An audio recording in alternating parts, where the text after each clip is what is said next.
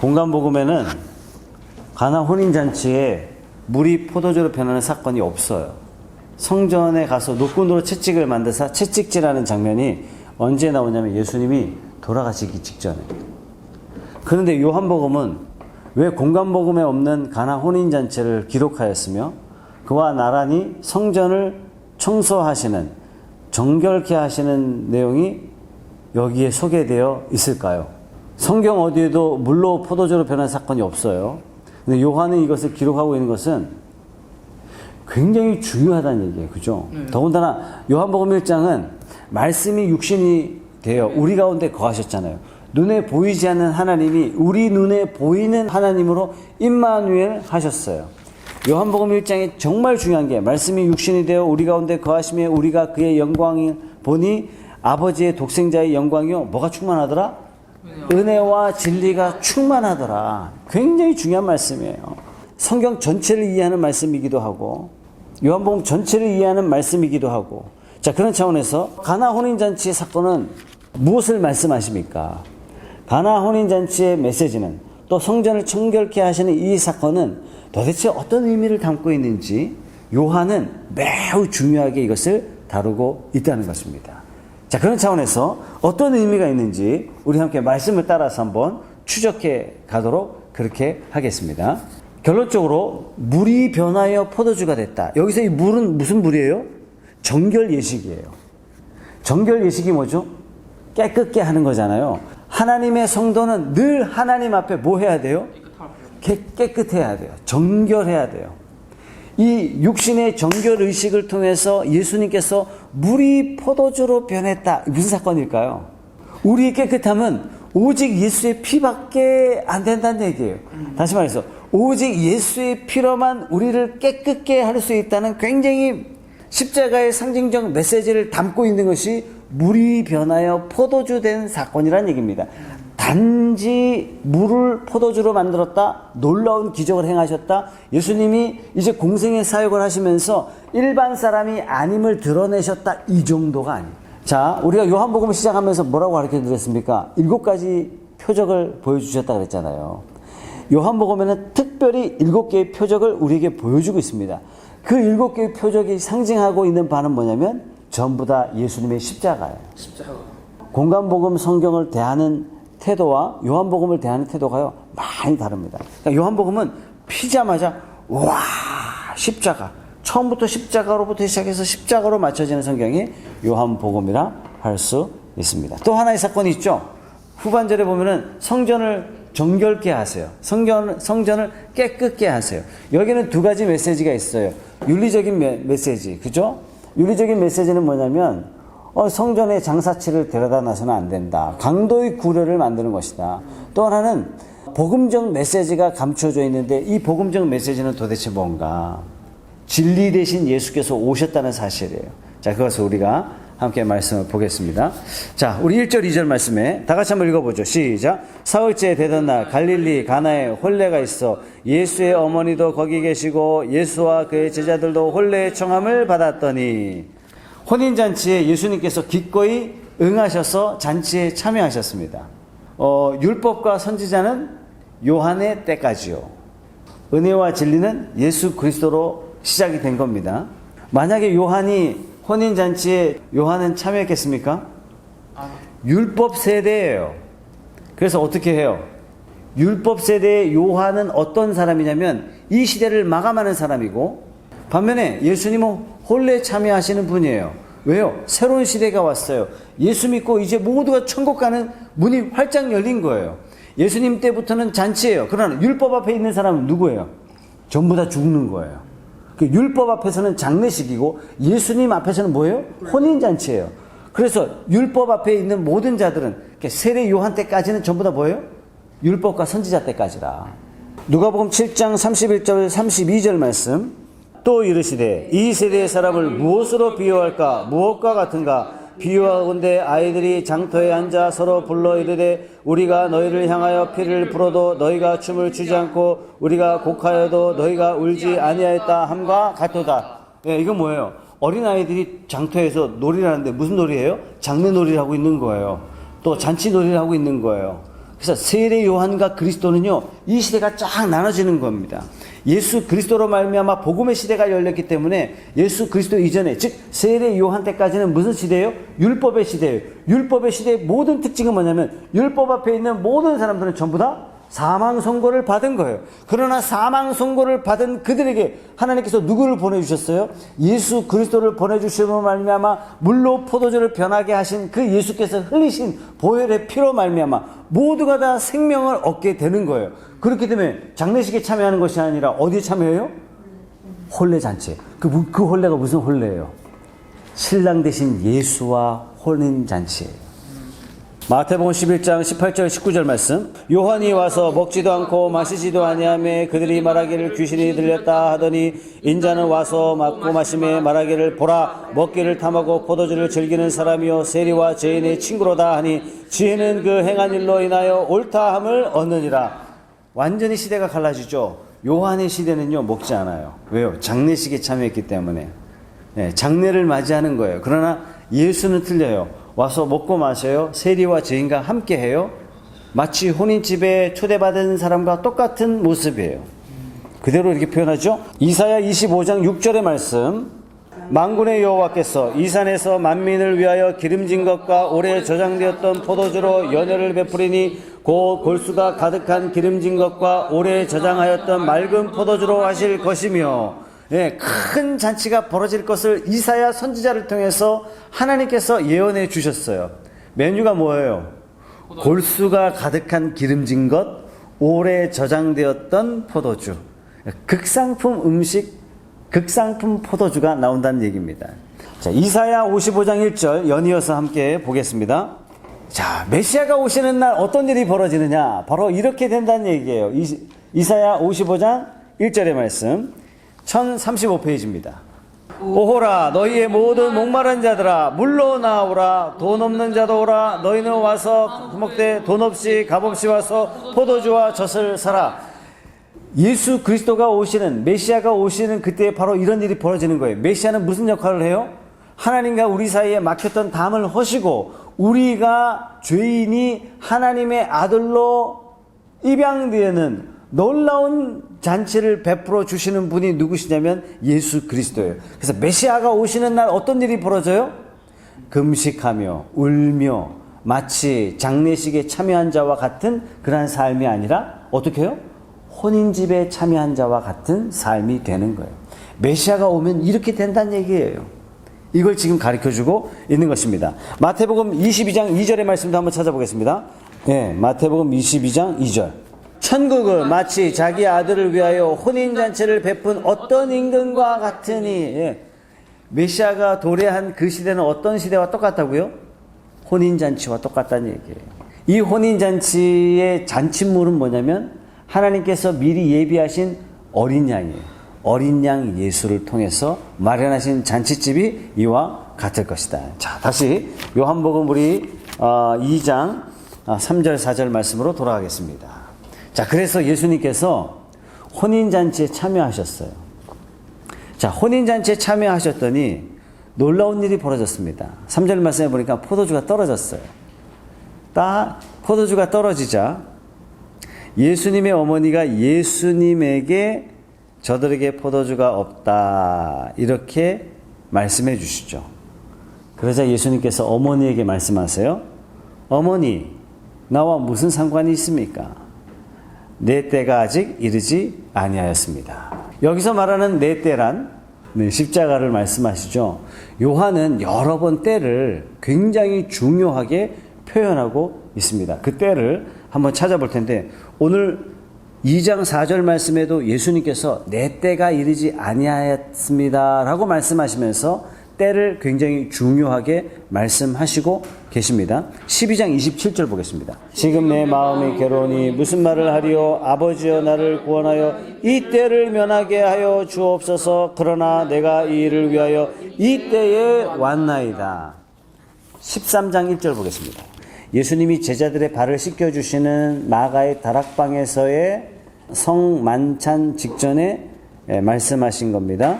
1절 시작. 6월절 전에 예수께서 자기가 세상을 떠나 아버지께로 돌아가실 때가 이른 줄 아시고 세상에 있는 자기 사람들을 사랑하시되 끝까지 사랑하시니라. 17장 1절 보겠습니다. 요한복음 17장 1절. 예수께서 이 말씀을 하시고 눈을 들어 하늘을 우러러 이르시되 아버지여 때가 이르렀사오니 아들을 영화롭게 하사 아들로 아버지를 영화롭게 하게 하옵소서. 예수님께서요 특별히 때를 굉장히 강조하셨고 요한복음의 저자 요한은요 요한복음을 쓸 때 이때 즉 예수님의 십자가를 항상 염두하고 처음부터 끝까지 쓰고 있는 거예요. 예수님의 십자가를 염두하고 기적을 표적이라 말하고 표적을 메시지로 전달하고 있고 예수님의 십자가를 중심으로 요한복음 1장부터 21장까지 쫙 진행되고 있는 것입니다. 자, 예수님이 말씀하신 이때가 어떤 때인지 마태복음 26장 27절 말씀 같이 읽어보겠습니다. 시작. 또 잔을 가지사 감사 기도하시고 그들에게 주시며 이르시되 너희가 다 이것을 마시라. 이것은 죄사함을 얻게 하려고 많은 사람을 위하여 흘리는 바 나의 피 곧 언약의 피니라. 예수님이 말씀하신 때가 뭔지 아시겠죠, 그죠? 많은 사람을 위하여 흘리는 바 대속의 피를 통하여 하나님의 백성을 의로운 백성으로 세워가실 바로 그때, 그 일을 위하여 십자가 지실 때를 예수님께서 염두하시고 아직 내 때가 이르지 않았습니다. 이렇게 말씀하시면서 어머니께 말씀하셨죠. 자, 6절 말씀에 거기에 유대인의 정결 예식을 따라 두세 통 드는 돌 항아리 6이 놓였는지라. 예수께서 그들에게 이르시되 항아리에 물을 채우라 하신즉 아기까지 채우니 8절 말씀에 이제는 떠서 연회장에게 갖다 주라 하심에 갖다 주었더니 9절 말씀에 연회장은 물로 된 포도주를 맛보고도 어디서 났는지 알지 못하되 물도온 하인들은 알더라. 연회장이 신랑을 불러 말하되 사람마다 먼저 좋은 포도주를 내고 취한 후에 낮은 것을 내거늘 그대는 지금까지 좋은 포도주를 두었도다 하니라. 이렇게 말씀하시면서 11절 말씀에 예수께서 이 첫 표적을 갈릴리 가나에서 행하여 그의 영광을 나타내심에 제자들이 그를 믿더라. 기적이라고 말씀하지 않고 표적이라고 그랬죠. 기적과 표적의 차이점은 뭘까요? 기적은 예. 그냥 사람들은 이렇게 베푸시는 것이고 예. 표적은 무언가를 나타내고자 예. 함과 동시에 행하시는 일이다. 어우, 정확해요. 기적은 기이한 일 그 자체가 목적이 있는 거고 표적이란 기이한 일을 보여주는 내면의 의도가 뭐냐 그랬을 때 표적이라고 이야기하죠. 성경은 요한복음은 계속 뭐라고 말씀하세요? 표적, 표적, 표적. 그래서 우리가 예수님이 오시니까 물이 포도주 됐어. 놀라운 일이야. 이렇게만 끝난다면 그건 기적이에요. 그러나 물이 포도주로 변하게 하신 하나님의 놀라운 의도와 예수께서 이것을 통해서 이 기적을 통해서 말씀하시는 메시지가 십자가입니다 라고 우리가 말한다면 물이 포도주 된 사건은 표적인 거예요. 우리에게 말씀하시고 알려주시고자 하시는 하나님의 사인이 있는 것입니다. 자, 그럼 어떤 사인이에요? 아까도 말씀드렸듯이 정결 예식을 따라서 그 돌 항아리에 있는 물을 가지고 오신 손님의 발을 씻겨주고 손을 씻는 물이잖아요. 그죠? 발 씻고 손 씻는 물이에요. 깨끗함을 입는 물입니다. 근데 깨끗함을 입는 그 물을 예수께서 포도주로 변하게 하심으로 말미암아 장차 그리스도께서 흘리실 보혈의 피로 말미암아 그 피로 말미암아 모든 사람들이 정결하게 될 것을 예수님께서 보여주시는 것이죠. 이 일을 위하여 내가 왔다 하는 것을 예수님이 보여주시는 것입니다. 자, 그러면 물이 포도주로 변한 가나 혼인잔치의 이 기적의 메시지는 뭡니까? 이 사건을 통해서 예수님께서 이렇게 선언하시는 거예요. 이제 복음의 시대가 활짝 열렸다라고 선언하시는 표적이 되는 것입니다. 자, 다른 성경은 뭐라고 이야기해요? 복음의 시대가 활짝 열렸다고. 마태복음은 어떻게 선언하죠? 마가복음은 어떻게 말하죠? 누가복음은 어떻게 표현하죠? 회개하라, 천국이 가까웠느니라, 이렇게 선언하면서 복음의 시대를 열잖아요.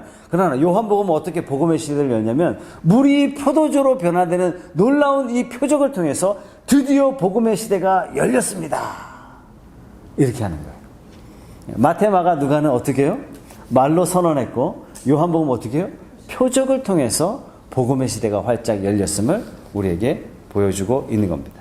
그래서 요한복음에는요, 회개하라, 천국이 가까웠느니라, 이런 표현이 없어요. 맞네. 요한복음은 굉장히 신비로운 성경입니다. 가장 쉬운 성경이면서 가장 어려운 성경이 또한 요한복음이기도 해요. 예. 자, 만약에 예수님이 가나 혼인잔치에 오지 않았다면 어떤 일이 벌어졌을까요? 혼인잔치가 막 무르익었어요? 포도주가 떨어졌어요? 아, 이거 뭐야?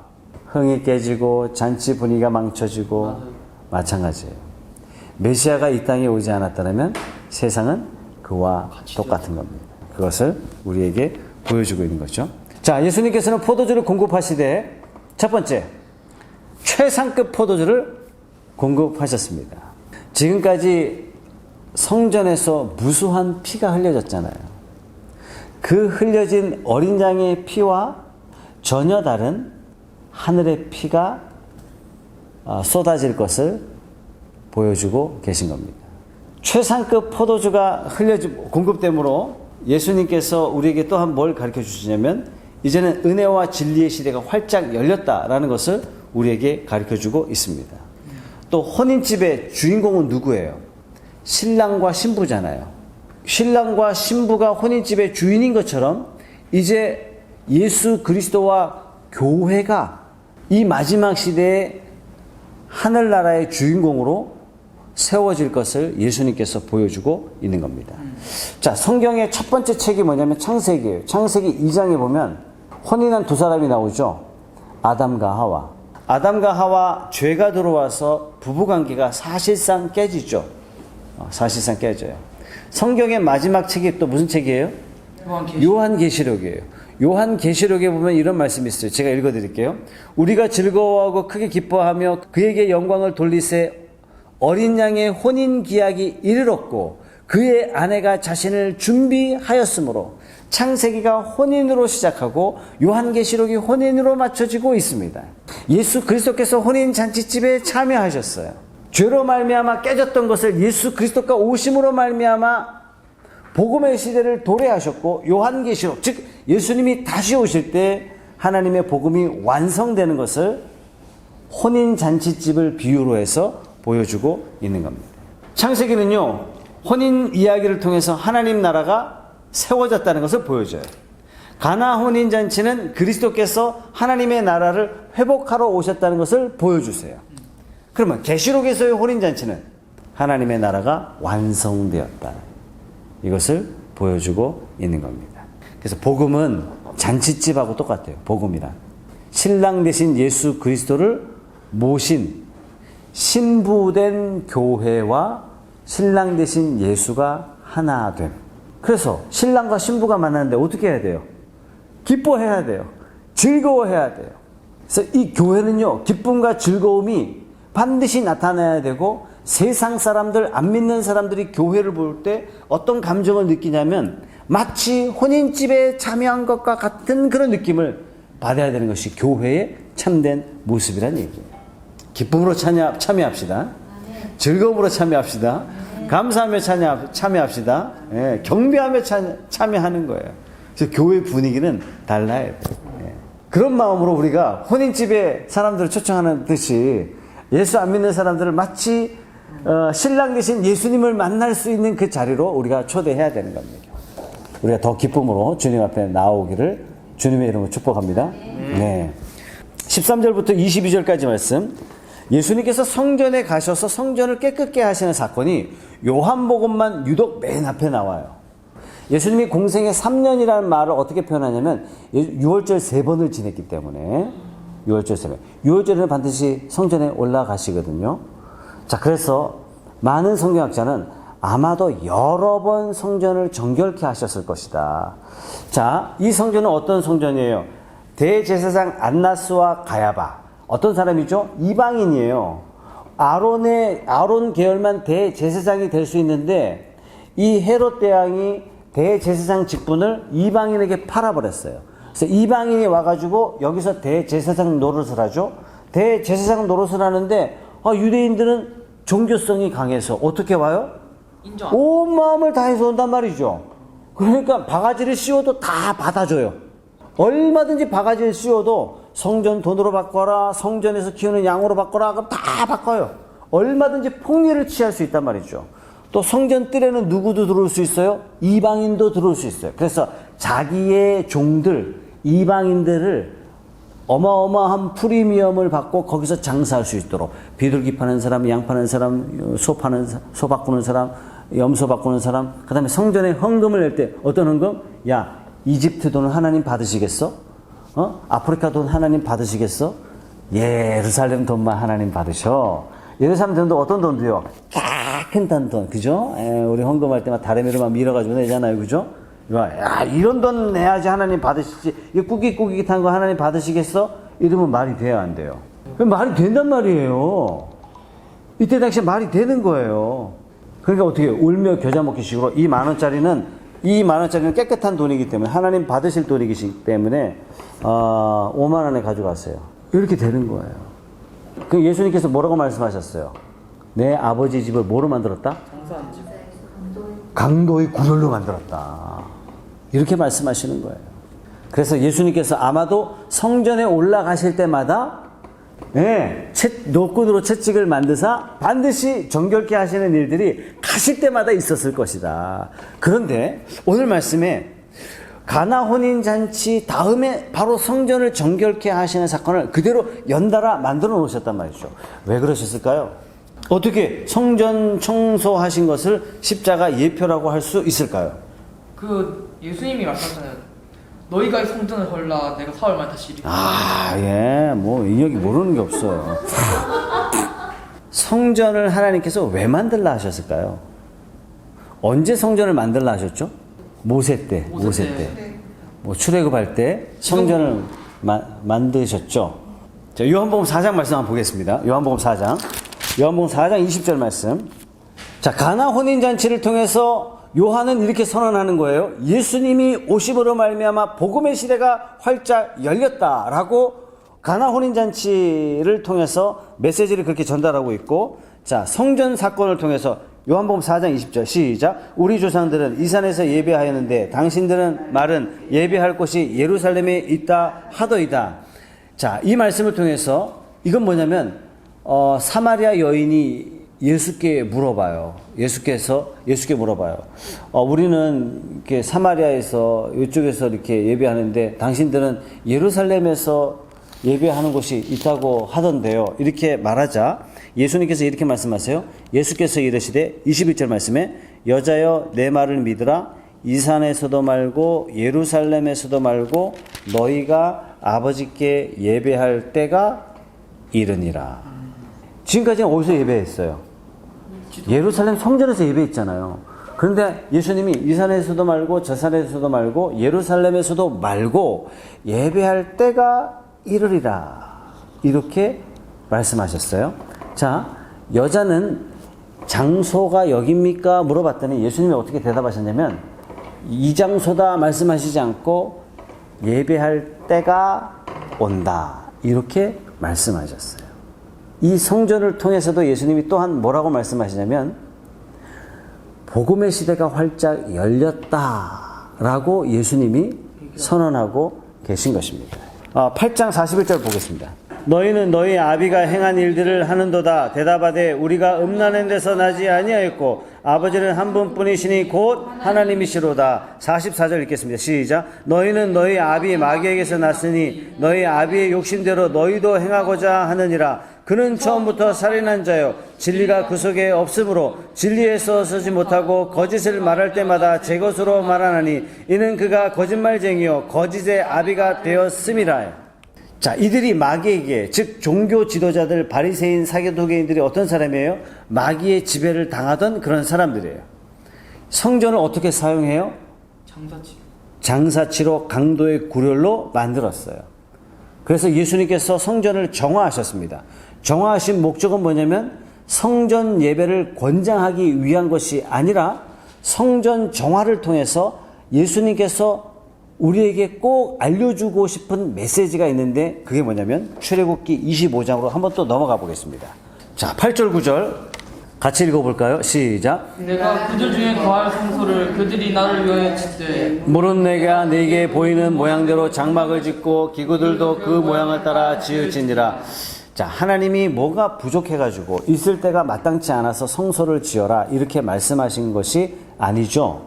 그럼에도 불구하고 하나님께서 성막을 지어라 이렇게 말씀하시는데 출애굽기 25장 말씀에 보면 하나님이 어떻게 지으라고 말씀하시냐면 그 모양을 따라 지으라 이렇게 말씀하세요. 자, 그러면 성막은 이스라엘 백성들이 모세가 어떻게 하면 거룩하게 지을까라고 머리를 굴리고 굴려서 만든 게 성막이 아니라 하나님께서 딱 이렇게 만들어라 라고 해서 지은 게 성막입니다. 그럼 성막은 어떠한 기능을 하는 것인가? 그러니까 성막은 다른 말로 임마누엘이에요.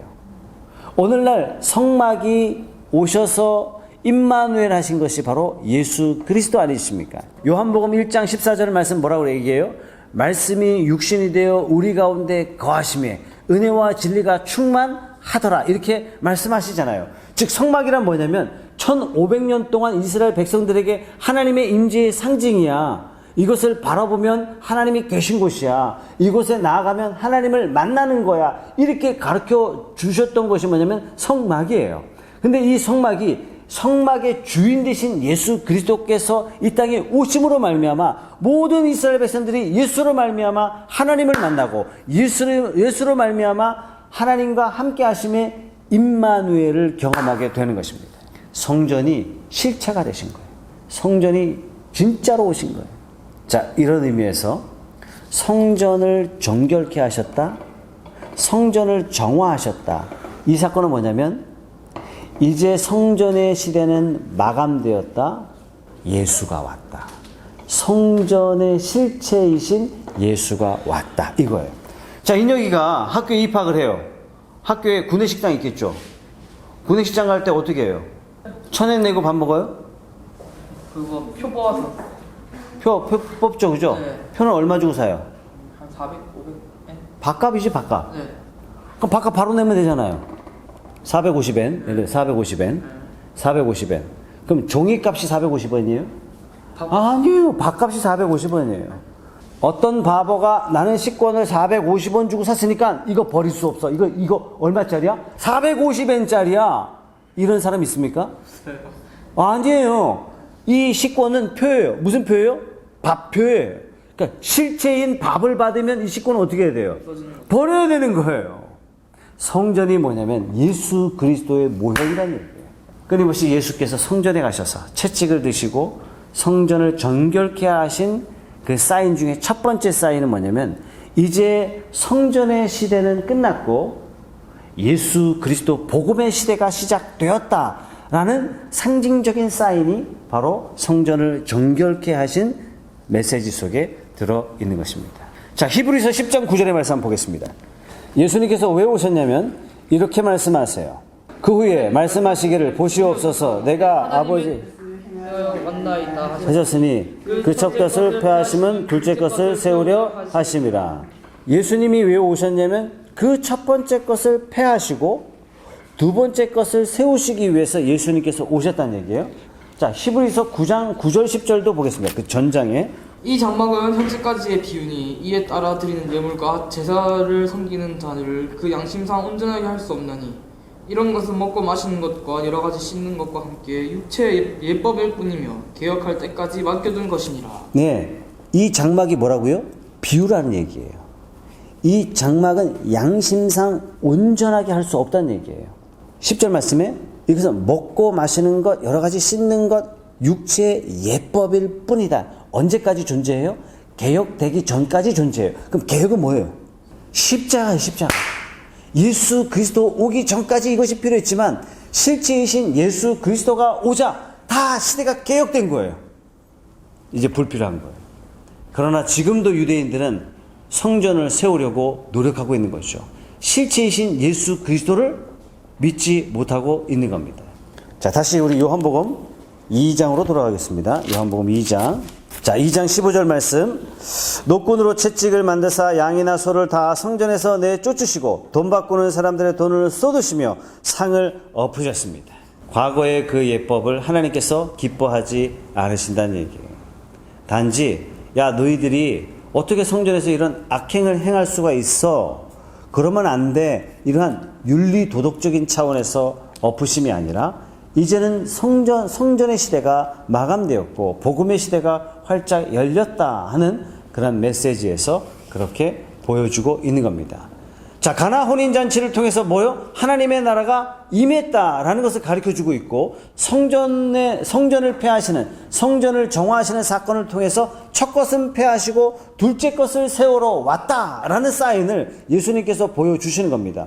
성전을 정화하는 이 사인을 통해서 왜 윤리 도덕적인 교훈이 없겠습니까? 뭐라고 말씀하세요? 16절 말씀 다 같이 한번 읽어보죠. 시작. 비둘기 파는 사람들에게 이르시되 이것을 여기서 가져가라. 내 아버지 집으로 장사하는 집을 만들지 말라. 마태복음 뭐라고 말씀하시냐면 내 아버지 집을 강도의 구렬로 만들었도다 라고 책망하세요. 우리 구약성경 한번 찾아보겠습니다. 미가서 3장 11절 말씀. 그들의 우르머리들은 뇌물을 위하여 재판하며 그들의 재판장은 세상을 위하여 교훈하며 그들의 선지자는 돈을 위하여 점을 치는 돈을 여호와를 의뢰하여 이르기를 여호와께서 우리 중에 계시지 아니하냐 재앙이 우리에게 임하지 아니하리라 하는도다. 뭐 하고 있는 거예요?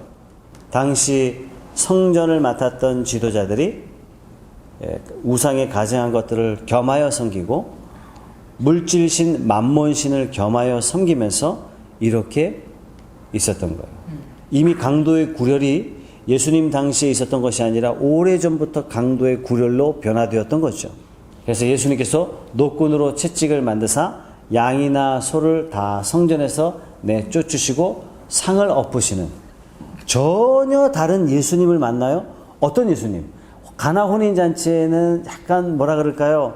뭔가 문제를 해결해 주시는 그런 분으로 보인다면 오늘 노끈으로 채찍을 만드시는 그 예수님은 무너졌던 진리를 바로 세우시는 그러한 아주 어미하신 예수님의 모습을 성전을 정화하시는 모습을 통해서 우리가 만날 수 있습니다. 자, 요한복음 다시 2장 18절. 자, 이에 유대인들이 대답하여 예수께 말하기를 네가 이런 일을 행하니 무슨 표적을 우리에게 보이겠느냐. 19절. 예수께서 대답하여 이르시되 너희가 이 성전을 헐라 내가 사흘 동안에 일으키리라. 자, 이 예수님의 대답 때문에 예수님을 죽이려고 그러죠. 성전은 뭐 하는 곳이에요? 하나님 계신 곳이에요. 이 성전을 헐라고 너는 하나님을 못 오겠다? 너는 죽어 마땅하다. 그래서 예수님이 십자가에 달려 돌아가시게 됐죠. 자, 이 성전을 바로 예수님의 육체가 죽임 당할 것을 의미하고 있습니다. 아까 시권 이야기하고 똑같아요. 실체가 오면 모형이나 그림자는 사라지는 거예요. 우리가 왜 안식일 안 지키죠? 도대체 뭐에 대한 안식이에요? 구원이에요, 구원. 구원을 누가 완성하셨어요? 예수께서 이루셨기 때문에 우리에게 안식일은 의미가 없는 거예요. 그래서 어떻게 해요? 새날을 바라보죠? 부활을 사모하는 성도가 되는 거예요. 이제 우리에게 부활이 올 때까지 우리는 이 주일날 온 성도들이 모여서 함께 예배하며 부활을 사모하는 거룩한 믿음의 공동체가 되어 있는 거예요. 그래서 우리는 안식일을 지키지 않는 것입니다. 자, 19절 말씀. 예수께서 성전을 헐라 내가 사흘 동안에 일으키리라. 예수님이 십자가로 이루실 구원을 말씀해 주시는 것입니다. 3일 만에 부활할 것을 말씀하시죠. 또한 사흘 동안에 일으키리라. 뭘 일으키실까요? 이 일로 말미암아 교회를 세워가십니다.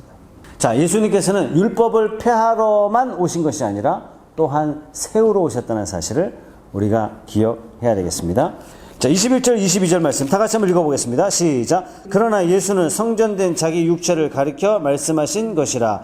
죽은 자 가운데서 살아나신 후에야 제자들이 이 말씀하신 것을 기억하고 성경과 예수께서 하신 말씀을 믿었더라. 언제 믿었어요? 이때 당시에 몰랐단 말이에요. 언제 믿었어요? 예수님이 부활하신 다음에 성령께서 제자들에게 깨닫게 하신 다음에 알았어요. 이 성전이 누구를? 예수님을 가리킨다는 사실을. 여기서 여러분 성전이 두 개의 히브리 단어가 있어요. 히에론, 또 하나는 나오스. 히에론은 성전 전체를 말씀하세요. 또 하나 나오스라는 단어는 지성소를 성전이라고 표현할 때 나오스 이렇게 이야기해요. 그러면 여기에 나오는 예수는 성전된 자기 육체를 가리킴이라 할 때 여기서 이 성전은 히브리 단어 어떤 헬라어 단어 뭐냐면 나우스예요. 다시 말해서 지성소를 일컫는 말입니다.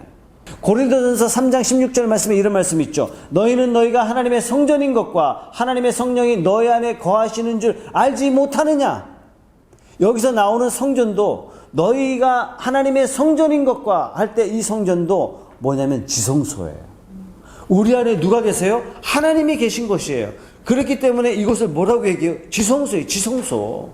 또 고린도전서 6장 19절 말씀도 비슷한 말씀이 있죠. 너희 몸은 너희가 하나님께로부터 받은 바 너희 가운데 계신 성령의 전인 줄 알지 못하느냐. 여기서 말하는 성령의 전, 이 전도 나우스예요.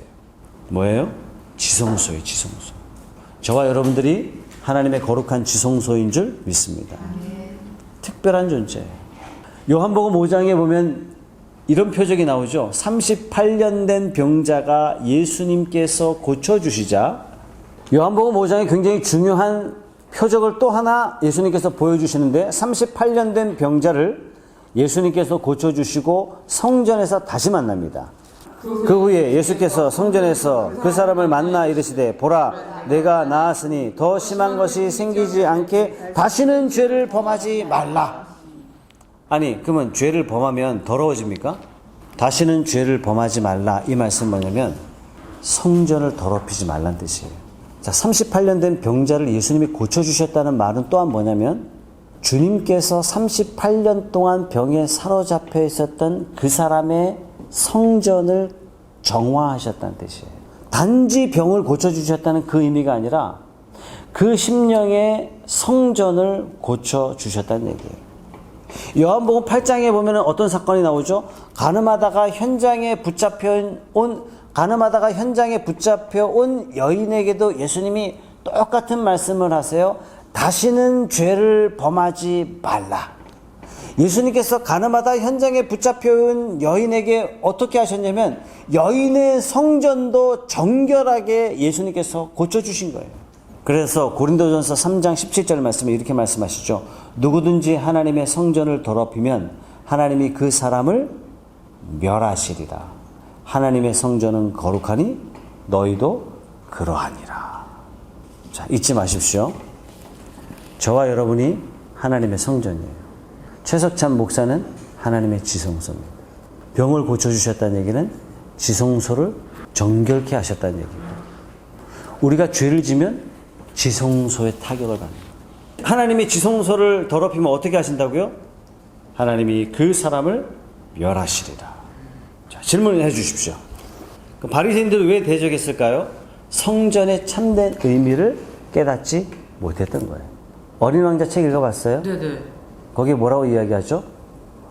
눈에 보이는 것보다 보이지 않는 것이 더 중요해요. 맞아요. 사막이 왜 아름답죠? 보이지 어딘가 우물을 감추고 있기 때문에. 자, 사람은 자꾸 눈에 보이는 것 더 중하게 여겨요. 그죠? 본질을 깨닫지 못하는 거죠. 사탄이 우리를 눈에 보암직한 것으로 다 바꿔놓는 거예요. 자, 신앙생활은 외적인 것보다 내적인 게 더 중요하죠. 이제 좀 훨씬 더 중요하죠. 그래서 주님이 뭐라고 말씀하세요? 비싼 옷 입고 좋은 차 타고 교회 나와라 그렇게 말씀하시지 않고 마음을 다하고 뜻을 다하고 힘을 다하여 목숨을 다하여 주 너의 하나님을 사랑하라 이렇게 말씀하시고, 동전 2렙돈을 드린 가난한 과부의 헌금을 보시고 하나님께서 그의 마음의 달을 보시는 거예요. 자, 중요한 건 뭐냐면 바리새인과 서기관들이 그걸 못 봤어요. 외적인 건 본 거예요. 외적인 성전의 화려함을 보는 거예요.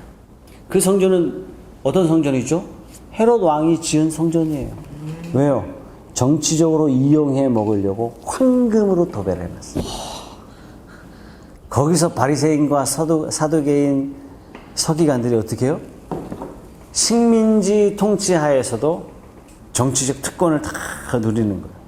말하자면 성전이 무너졌다. 자기들의 권세가 다 무너지는 거죠. 네, 또 질문해 주세요. 목사님, 그러면은 안식일을 지킨다는 것은 네. 율법에 매달리는 것일까요? 하지만 안식일도 중요하지 않나요? 자, 유대인들은 안식을 어떻게 지켜요? 지난번에 얘기했죠. 네, 아무것도 안 해요. 가스불도 켜져 있으면 놔두지. 그거 못 끈단 말이에요. 안식일 어떻게 지켜요? 안식일 어기면 죽을까봐 지키는 거. 안식일 왜 지키라 그랬어요? 하나님이 태초에 그거 천지를 창조하실 때 7째 날 쉬셨으니까 우리도 일주일 동안 열심히 일하고 예. 그 7일째 되는 날을 온전히 하나님 앞에 드리고 예. 주 하나님과 함께 안식하기 위해서 그 안식을 예. 정하신 거잖아요. 여기 이단이 딱 공격하면 딱 넘어질 수 있는 표현이죠. 예. 자, 안식일 이단들이 많거든요. 자, 그러면 안식일을 왜 지키라고 하셨는지 말씀을 출애굽기 20장을 찾아보겠습니다. 8절 말씀에 안식일을 기억하여 거룩하게 지키라. 엿새 동안에 힘써 내 일을 행할 것이나 일곱째 날은 내 하나님 여호와의 안식일인즉 너나 내 아들이나 내 딸이나 내 남종이나 내 여종이나 내 가축이나 내 문 안에 머무는 객이라도 아무 일도 하지 마라. 11절 이는 이게 중요해요. 이는 엿새 동안에 나 여호와가 하늘과 땅과 바다와 그 가운데 모든 것을 만들고 일곱째 날에 쉬었음이라. 그러므로 나 여호와가 안식일을 복되게 하여 그날을 거룩하게 하였느니라. 자, 이 메시지는 뭐냐면 하나님은 온 우주의 안식일을 아무것도 안 하면서 뭘 기념해요? 하나님은 온 우주의 주인이십니다. 첫째, 하나님이 만드신 세상은 거룩합니다. 완전하십니다. 안식하셨다는 얘기는 뭐예요? 6일 동안 창조하시고 7일째 안식하셨다는 얘기는 뭐냐면 6일 동안 하나님이 만드신 세상이 완전하시다는 얘기예요. 뭔가 부족해가지고 다시 보수공사 하려고 앞치마를 둘러야 할 일이 필요 없다는 얘기예요. 근데 거기에 뭐가 들어왔어요? 죄가 들어온 거예요. 그러니까 우리는 안식하면서 뭘 느끼는 거, 뭘 고백하는 거예요? 우리의 죄. 죄예요. 우리의 죄가 뭘 망쳤어요? 안식. 하나님의 창조 세계를 망친 거예요. 자, 출애굽기 안식일을 기억하여 거룩하게 지키라 이 말씀 속에서 우리는 안식하면서 하나님처럼 아무것도 안 해야 돼. 이걸 기념하는 게 아니라 안식하면서 뭘 기념해야 되냐면 하나님이 온 세상의 주인이십니다. 하나님이 모든 것을 완벽하게 만드셨습니다. 우리가 주인입니다. 자, 신명기 5장 보겠습니다. 12절 인여기 한번 읽어보세요. 12절 13절 네 하나님 여호와가 네게 명령한 대로 안식일을 지켜 거룩하게 하라. 엿새 동안은 내 모든 일을 행할 것이나 똑같죠, 그죠? 14절도 읽으세요. 일곱째 날은 네 하나님 여호와의 안식일인즉 너나 네 아들이나 네 딸이나 네 남종이나 네 여종이나 네 소나 네 낙이나 네 모든 가축이나 네 문 안에 유하는 객이라도 아무 일도 하지 못하게 하고 네 남종이나 네 여종이 너같이 안식하게 할지니라. 자, 15절이 중요해요. 뭐라고 말씀하시냐면 너는 기억하라. 뭘 기억해요? 네가 애굽 땅에서 종이 되었더니 네 하나님 여호와가 강한 손과 편팔로 거기서 너를 인도하여 내었나니 그러므로 내 하나님 여호와가 네게 명령하여 안식일을 지키라. 자, 출애굽기의 안식일은 하나님이 창조의 주인이십니다. 신명기의 안식일을 지키는 이유는 뭐냐면 너를 구원했다는 얘기예요. 그 안식일을 지키는 이스라엘 백성들을 뭘 기념해요? 하나님은 온 우주의 창조자시며 그분은 우리를 구원한 구원의 하나님이십니다. 이 출애굽의 표징이 어디서 완성이 됐어요? 십자가로 말미암아 완성됐단 말이죠. 그래서 안식일은 언제 완성이 됐어요? 예수님이 언제 죽으셨어요? 안식일 날. 안식일을 죽으셨어요. 그래서 기독교의 공동체는요, 안식일을 누가 완성하셨다? 예수님이 완성하셨다. 안식일은 왜 지켰어요? 우리는 죄인입니다. 우리는 구원이 필요로 합니다. 이 구원은 오직 하나님으로부터 말미암았습니다. 하나님만이 구원이 가능하십니다. 이 고백이 안식일이란 얘기예요. 그러니까 안식일은 야, 안식일 지킵시다. 뭐해? 아무것도 안 해. 하지마. 아무것도 하지마. 너 하면 죽어. 그게 안식일의 개념이 아니란 얘기예요. 안식일의 개념은 뭐냐면 오직 하나님만이 유일한 구원자 되십니다. 그 유일한 구원자 되신 하나님께서 태초로부터 예수 그리스도, 독생하신 아들 예수 그리스도를 준비하셔서 십자가로 말미암아 안식일을 완성하실 것입니다. 그래서 구약의 모든 성도들은 안식일을 지키면서 뭘 대망해요? 메시아가 오실 것을 대망한단 말이죠. 그리스도의 피로 말미암아 우리에게 구원이 주어지는 겁니다. 그래서 구원은 뭐예요? 은혜요 선물이라. 요한 때까지는 율법의 시대예요. 우리가 율법을 지켜서 구원 받습니까? 부르짖었던 시대예요. 예수님 때는 신랑이요 신부를 데리고 간 거예요. 끝난 거야. 끝난 거예요. 그냥 끝난 거예요. 어머 제가 신부로서 자격이야. 시끄럽다. 막 가자. 이렇게 되는 거예요. 그냥 결혼한 거예요. 결혼한 거예요. 네, 또 질문해 주세요. 윤혁이 너 안식일날 공부하지 마. 이 얘기는 가로 열고 있어요. 공부하지 마. 가로 열고 하나님만 바라봐. 이게 있는 거예요. 이 가로 열고를 우리가 왜 아무것도 하지 말아야 돼요? 이 질문이 나와야 되는데 그걸 뭐라 그랬어요? 이는 내가 온 세상을 지었습니다. 그 뭐예요? 온 세상을 지으신 그 하나님을 찬양하라는 얘기예요. 이는 너는 기억하라. 안식일에 뭐예요? 기억하라. 내가 애굽 땅에서 종되었더니 강한 손과 편팔로 거기서 너를 인도하여 내었나니 내가 너에게 명령하여 안식일을 지키라. 그럼 안식일을 지킨다는 말은 뭐예요? 아무것도 안 해. 이거는 지키는 게 아니라는 얘기예요. 나를 구원하신 하나님을 주목하고 경배하고 찬양하는 거예요. 아, 안식일날, 주일날 짜장면 사 먹어도 될까요? 탕수육은 안 되겠죠, 아마도? 짜장면까지는 되지 않을까요? 이 질문이 수준 낮은 질문이에요. 어리석은 질문. 이 질문이 바리새인 질문이에요. 그래서 바리새인이 딱 정해주죠. 안식일날 어떻게 일 안 하는 겁니까? 몇 걸음까지일까요? 50걸음까지는 일 안 한 걸로 봄. 이렇게 되는 거예요. 왜 이렇게 만들어줘요? 자꾸 물어봐요. 어디까지가 안 하는 겁니까? 그러니까 택시비 기본요금까지는 일 안 한 걸로 봄. 그러나 기본요금 넘어가는 것은 요금을 지불한 것이기 때문에 일한 걸로 간주함. 이렇게 되는 거예요. 어이가 없네요. 이게 다시 바리새인으로 돌아가는 거죠. 이거 자꾸 설명해줘도 잘 모른다니까. 스스로 율법의 노예로 다시 돌아가는 거예요. 예. 사탄이 그걸 원하지 않을까요? 사탄이 그걸 원하죠. 예. 다시 은혜 안에 들어간 사람들 끄집어내서 어디다 집어넣어요? 율법 안에 집어넣는 거예요. 너 그래서 되겠어? 너 그래서 구원받은 사람이라 되겠어? 이렇게 하는 거예요. 예. 오늘 굉장히 중요한 질문을 했습니다. 예. 성도는 복음 때문에 그래서 자유하는 거예요. 그럼 자유한다고. 그래, 우리는 괜찮아. 주일날, 나 나이트클럽 가. 그래. 또 주일날 놀이동산 가. 그건 아니란 얘기예요, 또. 그건 아니에요. 네, 또 질문해 주십시오. 그 사람들이 시간에 대해서 얘기를 많이 하잖아요. 시간에 대해서? 시간, 우리가 보는 시간, 뭐 시간은 소중하다, 시간은 구인할 게 있다. 네네. 그 하나님은 그 과거와 현재와 미래를 다 초월하고 시간이라는 그 개념 위에 계신 분이잖아요. 네. 그런데 하나님은 그런 시간에 대해서 우리가 어떻게 생각하시기를 바라는지 그런 게 있을까요? 있죠. 네. 시간으로 된 게 뭐죠? 시간으로 이루어진 게 인생이죠. 그렇죠. 인생을 우리는 단위로 나눠준 게 시간이 되는 거죠, 사실은. 맞아요.